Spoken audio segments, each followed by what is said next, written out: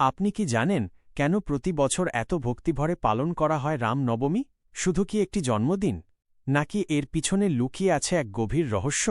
আজকের এই ভিডিওতে আপনি জানবেন এমন এক কাহিনী যা শুধু ধর্ম নয়, আমাদের জীবনের পথও দেখায়। প্রাচীনকালে অযোধ্যার রাজা ছিলেন দশরথ। তার ৩ রানী ছিল, কিন্তু কোনো সন্তান ছিল না। ঋষিদের পরামর্শে তিনি পুত্রেষ্টি যজ্ঞ সম্পন্ন করেন। যজ্ঞের পর দেবতাদের আশীর্বাদে জন্ম নেন এক অসাধারণ সন্তান। তিনি হলেন ভগবান রাম। চৈত্র মাসের নবমী তিথিতে ভগবান রামের জন্ম হয়েছিল, আর সেই দিনটাই আমরা রাম নবমী হিসেবে পালন করি। কিন্তু ভগবান রাম শুধু একজন রাজপুত্র ছিলেন না, তিনি ছিলেন সত্য, ন্যায় এবং ধর্মের প্রতীক।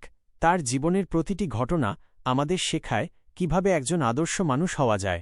ভগবান রাম বনবাসে গিয়েছিলেন, বহু কষ্ট সহ্য করেছিলেন, তবুও কখনো ধর্মের পথ থেকে বিচ্যুত হননি। রাম নবমী আমাদের শুধু একটি উৎসবের আনন্দ দেয় না, এটি আমাদের শেখায় সত্যের পথে চলতে, অন্যায়ের বিরুদ্ধে দাঁড়াতে এবং জীবনের ন্যায় ও আদর্শ বজায় রাখতে।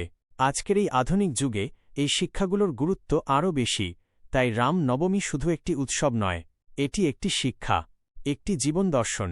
যদি আমরা ভগবান রামের আদর্শ অনুসরণ করি, তাহলে আমাদের জীবনও সুন্দর এবং সঠিক পথে এগিয়ে যেতে পারে।